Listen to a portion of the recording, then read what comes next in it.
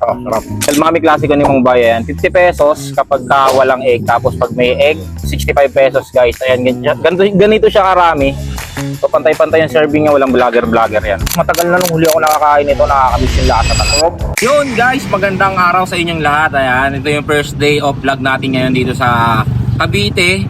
Tapos may dadayuhin ako dito nga masarap na putripan. Ito yung trending na maming gala guys dito sa may Tansa. So ang sabi nila, hindi ka daw lihiti mong taga Tansa kapag hindi mo pa daw natitikman yung maming gala nila dito. Ito yung maming gala o mas kilala sa tawag na Mami Classico. Yan. So namimiss ko na yan, napakatagal ko na yan, napakatagal na nung huli kong natikman yan. Kaya bababa tayo ng Tansa guys.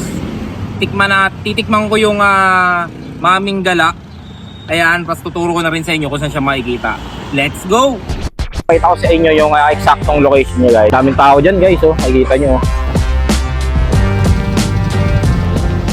Nakita ko na yung pwesto ni Ma'am Bay. Ang tagal ko nag-ikot, grabe. Buti nakita ko, akala ko di ko siya makikita eh. Akala ko pagdating ko sarado na. Pero ito guys ha, pakita ko sa inyo yung eksaktong location nyo guys. Ito. Nandito tayo ngayon sa may barangay Daang Amayawan guys. Ito yung kapag galing kayo ng Tansa Public Market. Ayan, ito yung dulo nun. Kapag lalabas kayo doon, one way to guys ha. So doon kayo iikot sa may Tansa Public Market. Tapos, ito naman yung paglabas niya sa may Yamaha guys. Sa may papuntang SM Tansa, Antero Soriano. Ayan yun, yung kabilang side. Tapos dito lang siya mismo nakapwesto. Ayan, ito yung permanenteng pwesto na daw ni Bay, yung apartment nila. Ayan, so pasok tayo sa loob. Tignan natin. Daming tao dyan guys. Makikita nyo. Yun. Daming tao. So, tikman natin yung Mami Classico ni Mang Bay. Yung mami mo kuya? 50. 50. Pag may egg? 65. Dito ka ba lagi nakapwesto ya?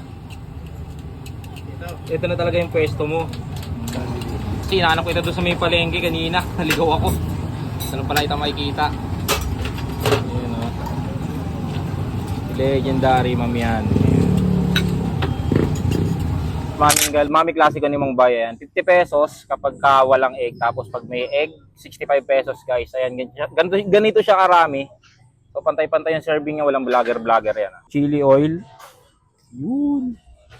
Yun o. Tikman muna natin yung sabaw. Grabe, ang dami ng laman